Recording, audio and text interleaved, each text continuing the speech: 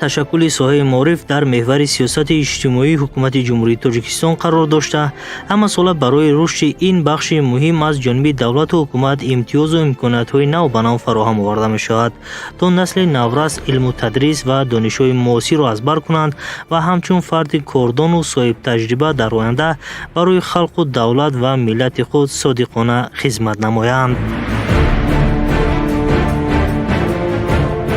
имрӯзҳо дар ҳудуди шаҳри Ҳисор зиёда аз 4500 нафар устодону омӯзгорон ба беш аз 80,000 муҳассилин сабақи илм ва таълиму тадрис меомӯзанд. Фароҳам овардани шароитҳои муосир ва имкониятҳои беҳтар дар самти таълиму тадрис имконият фароҳам меоварад, ки донишомӯзону муҳассилини муассисаҳои таълимии шаҳри Ҳисор новаста аз шакли фаъолият имконият пайдо созанд, ки ҳамчун як фарди соҳибандешаву болоёқату бомаърифат ба камол расанд ва боз ҳам барои рушду пешрафти кишвари азизамон саҳми созгор бигзоранд. дар шаҳри Ҳисор шуъбаи маориф дар ҳамкорӣ бо мақомоти иҷроияи ҳукумияти давлатии шаҳр имрӯзҳо фаъолияти назаррасеро ба роҳ мондаанд. алҳол раванди таълиму тарбия, сатҳу сифатнокии таълим, аз худкунии барномаҳои дарсӣ аз ҷониби хонандагон зери назораи масъулини шуъбаи маориф қарор гирифта, зимнан фаъолияти онҳо ҳамарӯза натиҷагирӣ ва баҳогузорӣ карда мешаванд.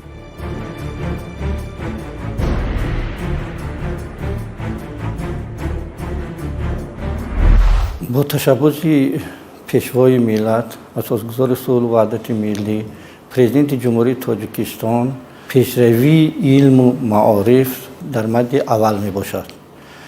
در شهر حصار نیز ساختمان بناهای نوی مؤسسه‌های تعلیمی و پیشرفت کار تعلیم و تربیت و سطح بلند گردیدن صفت تحصیلات به نظر می رسد. سال تحصیلی سپری شده که جنبست تمام آزمون ها گذشته است، خوانندگان مؤسسه‌های تحصیلاتی عمومی شهر حصار در سطح جمهوری سزاوار 131 جای اساسی گردیدند که این موفقیت شهر حصار باشد. طالب علمان شهر حصار در آزمون های سطح بیرون از جمهوری تاجیکستان نیز اشتراک میکنند و سزاوار جایهای اساسی میگردند.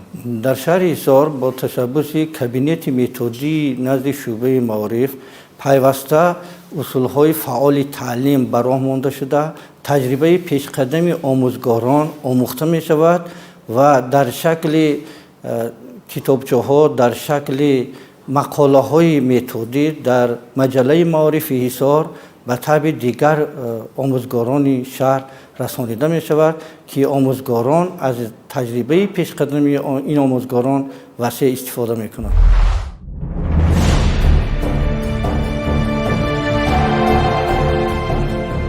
توجه اساسی مسئولین و هیئت آموزگاران شعبه معارف شهر به بالا بردن درجه دانش از خودکنی فن‌های گومانیتری و دقیق، ریاضی، همچنین بلند بردن احساس خویشتن‌شناسی و خودآگاهی میان خوانندگان مؤسسه‌های تعلیمی روانه کرده شده است. حالا در شهر 92 مؤسسه تحصیلات عمومی، 9 مؤسسه تحصیلات ابتدایی، 24 مؤسسه تحصیلات عمومی اساسی، 39 مؤسسه تحصیلات میانه عمومی، در مجموع 134 مؤسسه تحصیلات نو وابسته به شکل فعالیت کنندگان را به تعلیم و تربیت فرا گرفتند. شماره عمومی تربیت گیرندگان مؤسسه تحصیلات عمومی، مکتب اینترنت و لیسه‌های شهر نزدیک به 79,000 نفر رسیده است که از این 37,401 نفرشان را دختران تشکیل می‌دهند.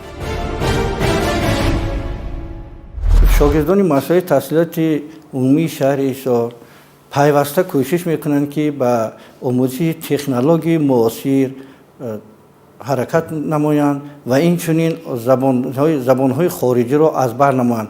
از این رو در نزد مؤسسه‌های تحصیلات عمومی شهر محفل‌های دانندگان زبان انگلیسی، زبان روسی تشکیل شده است و این چنین آموزش کامپیوتر در هر یک مؤسسه‌های تعلیمی برآورده شده است.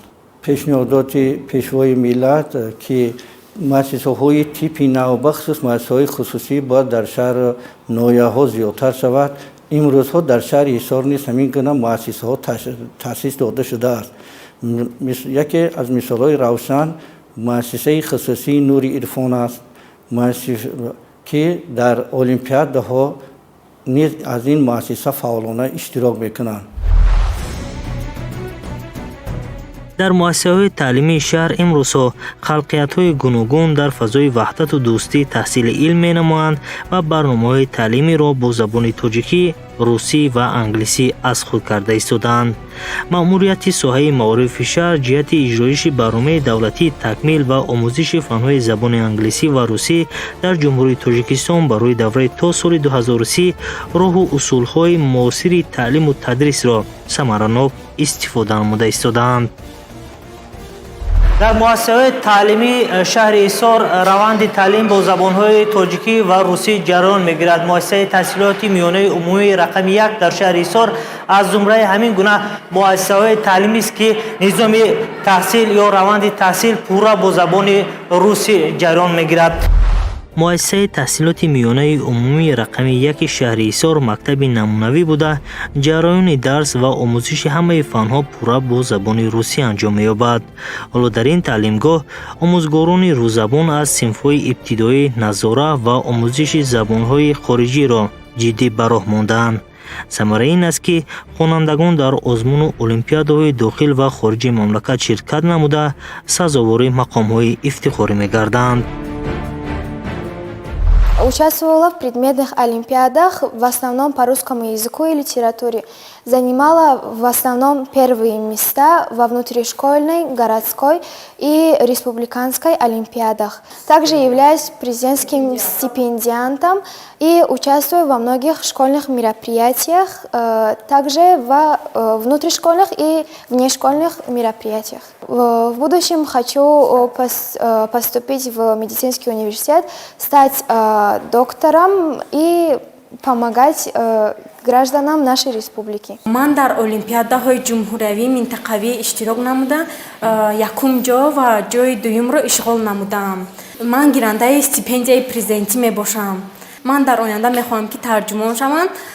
برای همین ما باید بسیارتر کتاب خوانیم که دولت‌های دیگر هم دانیم. Елена Плотинина, посидим в тишине. Мама спит, она устала, но и я играть не стала. Я волчками завожу, а уселась и сижу. Не шумят мои игрушки, тихо в комнате пустой. А по маминой подушке луч крадется золотой.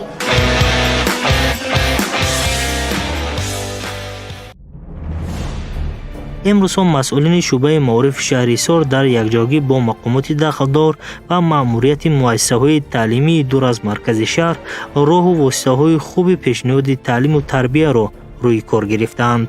شرایط مساعد تعلیم، آموزگاران سابقه‌دار و با تجربه، مهیا نمودن صنفخانه‌های لابراتوری، عیانیت‌های تعلیمی، تکنولوژی‌های کامپیوتری، برتریت‌های دیگر ساحه در نظام معارف شهر عنوان کرده می‌شود. ساحه معارف شهر حصار یکی از ساحه‌های پیشرو جامعه امروزه می باشد که در روند فعالیت کاریش در حدود شهر 142 مؤسسه تعلیمی فعالیت کاری دارند و امروز ما گفته می توانیم که در دوران صاحب استقلالی دولت عزیزمان که مؤسسه‌های تعلیمی حدود شهر حصار رو به پیشروی دارند. من با باوری کامل گفته می توانم که در المپیادهای فنی که بین مکتب بچگان برگزار می‌گردد خوانندگان شهر حصار دست بالا می‌باشند. آن بناهایی که برای نورسیدگی صنفخانه‌های تعلیمی که در حدود شهر هست تا جشن 35 سالگی استقلال دولتی جمهوری تاجیکستان با پورگی به استفاده داده می‌شود. باید قید نماییم که امروز در آزمون‌های شهری و منطقه‌ای و جمهوری خوانندگان شهر حصار فعال می باشم. مؤسسه تحصیلات میانه عمومی رقم 47 شهر حصار با 57 نفر آموزگاران پرتجربه کار و فعالیت نموده ایستاده است. در سال تحصیل 2022-2023 در مؤسسه ما 951 نفر خوانندگان تحصیل نموده ایستادند. در آزمون‌های جمهوری المپیادهای فنی шумораи хонандагон дар озмуни даври шаҳрӣ 78 нафарро ташкил медод. 78 нафар хонандагоне ки дар олимпиадаҳои фаннии шаҳрӣ иштирок карданд, соҳиби 23 ҷой гаштанд ва 23 нафар хонандагоне ки дар даври шаҳрӣ иштирок карда буданд, дар даври минтақавӣ иштирок карда, аз онҳо 6 нафарашон ба даври ҷумҳуриявӣ рохат гирифтанд. айни ҳол 2 нафар хонандагони муассисаи таҳсилоти рақами 47 Шаҳрисор ба даври ҷумҳуриявӣ озмун аз равияи табиӣ математикӣ хонандагони синфи 11 иштирок карданд. аз 2 нафар хонандагоне ки дар озмуни ҷумҳуриявӣ иштирок карданд, 1 нафарашон сазовори ҷои сеюм аз фани география гаштанд ки ин дастоварди муассиса мебошад. муассисаи мо дар соли таҳсили 2022-2023 3 нафар хонандагон ба гирандаи стипендияи президентӣ сазовор гардиданд ва 1 нафар хонандаамон дорандаи стипендияи раиси шаҳри Ҳисор ноил гардид.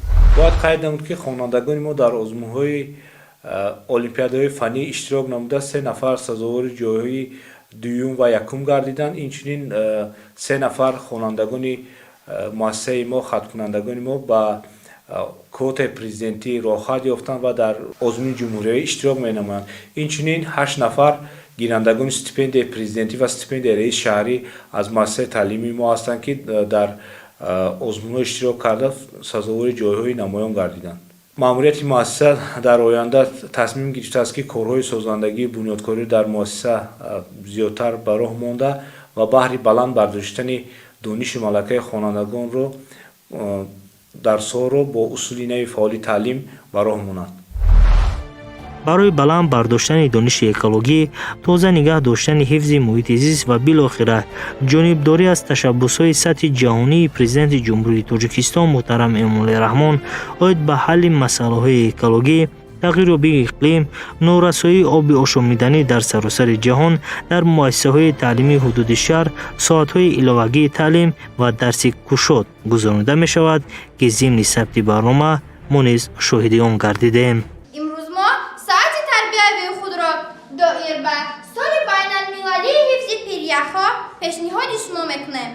Замин ганҷинаи хайру саховат, набототаш кунад моро табобат, намо ҳифзи ҳавою обу хокаш, туро доим нигаҳ дорад саломат. нуқтаи болои пирях дар баландии 6280 метр ва қисмати поёнии он ки масоҳаташ 2900 метр ҷойгир аст. дар Тоҷикистон беш аз 10,000 намуди пиряхи хурду калон мавҷуд аст ки масоҳаташон ба 11146 километр квадратӣ баробар аст ки ин нишондиҳандаи 8% ҳудуди кишварро дар бар мегирад. бахшида ба эълони соли 2025 соли байналмилалии ҳифзи пиряхҳо бо иштироки хонандагони синфи 7В соати тарбиявӣ дар мавзӯи ҳифзи ёдгориҳои табиӣ гузашта истодаем. дар ҷараёни дарс хонандагон вобаста ба мавзӯи мазкур шеъру тарона, саҳначаҳо пешниҳод намуданд.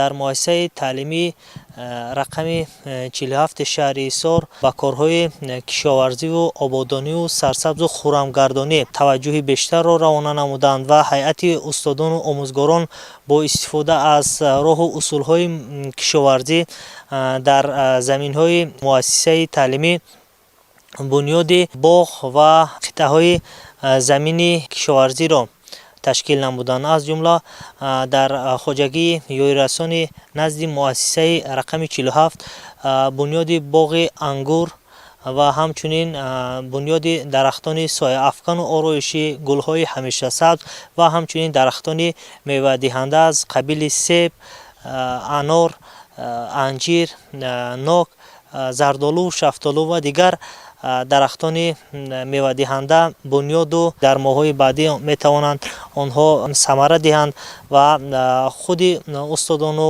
муҳассилин аз онҳо истифода баранд.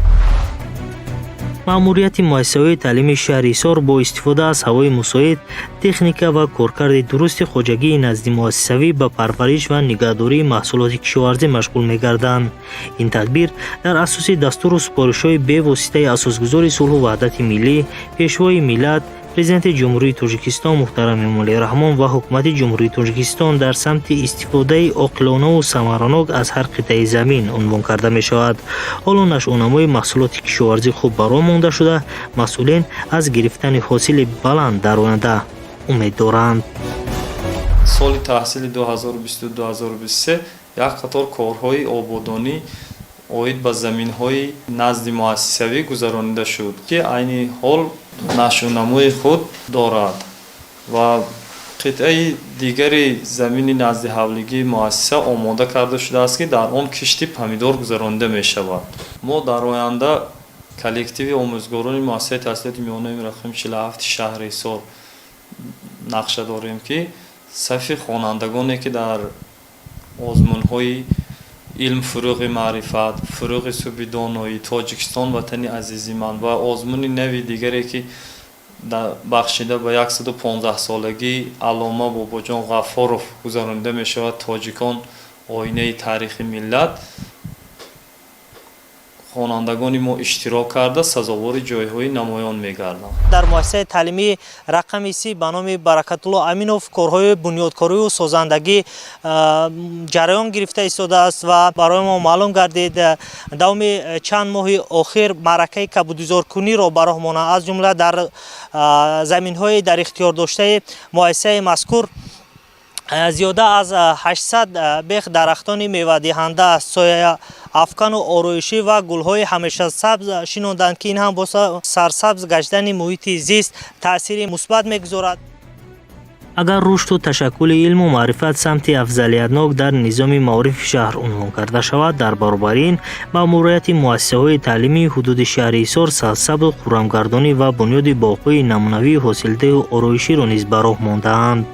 муассисаи таълимии миёнаи умумии рақами 30 ба номи Баракатулло Аминов аз ҷумраи ин гуна мактабҳост, ки роҳбарияти он соли равон дар якҷоягӣ бо сокинони деҳа дар гирду атрофи заминҳои назди муассисавӣ наздик ба 800 адад бех, гулу бутаҳо ва дарахтони ороишию мевадиҳандаро шиноиданд.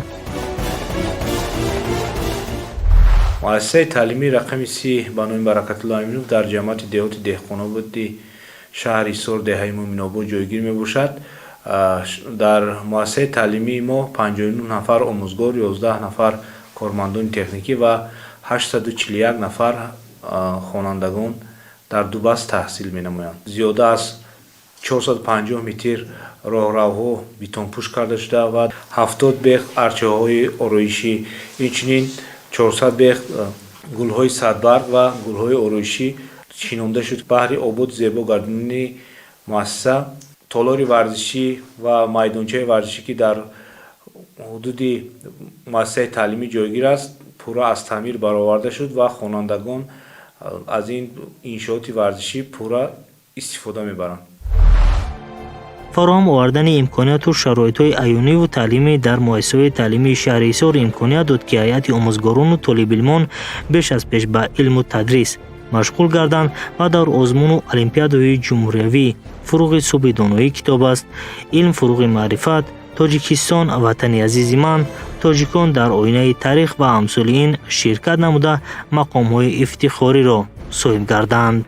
طالب‌علمانی مؤسسه‌های تحصیلات عمومی شهر حصار پیوسته کوشش میکنند در آزمون‌های سطح جمهوریوی در المپیادهای فنی اشتراک نموده دانش ملکه خود را بسنجند.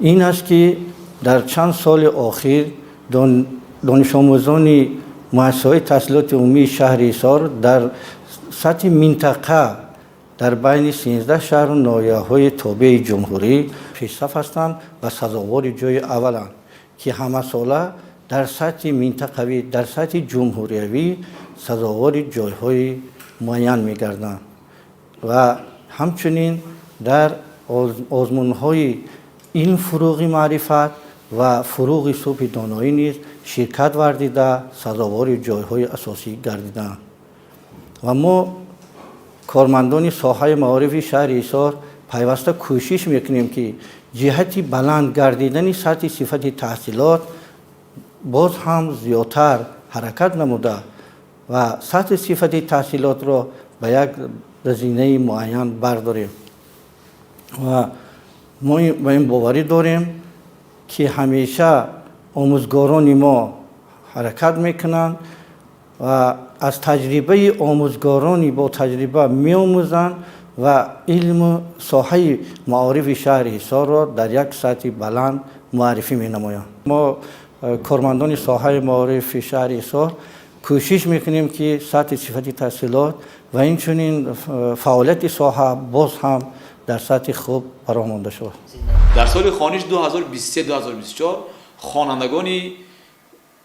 خوانندگان مؤسسه‌های تعلیمی حدود شهرستان در آزمون‌هایی که در پیش ایستاده است، آزمون‌های علم فروغ معرفت، فروغ سوب دانایی کتاب است، تاجیکستان وطن عزیزی من و دیگر آزمون‌هایی که در پیش ایستاده است، ما کوشش می‌کنیم که خوانندگان در اینجا فعالان اشتراک نموده سزاوار جایگاه نمایان گردند. طبق اطلاع مسئولین شعبه معارف شهر در دایره سزاوار استقبال گرفتن 35 سالگی استقلال دولتی جمهوری تاجیکستان نقش چهاربینی‌ها قبول و امروز مورد اجرا قرار گرفتند. حالا در بخش معارف شهر تجدید و ساختمان صنفخانه‌های علاوگی تعلیم، کابینت‌های لابراتوری، تالارهای برهوای ورزشی ادامه دارند. باور است که با به استفاده قرار دادن این گونه انشاءات مشکل زیادی ساحه از میان برداشته می شود. مورد به ذکر است که هیئت استادان و آموزگاران ورزیده معارف شهر حصار با عزم و تلاش و تجربه غنی خویش بهر تربیت و به کمال رسانیدن نسل نوروز فعالیت خود را روانه ساختند تا نهال رنج خویش در آینده ثمر یابد و در پیشرفت و ترقی معرفی و رشد و گلگل شکوفی میهن خود سهمی ارزنده بگذارند، زیرا آینده را امروز باید ساخت.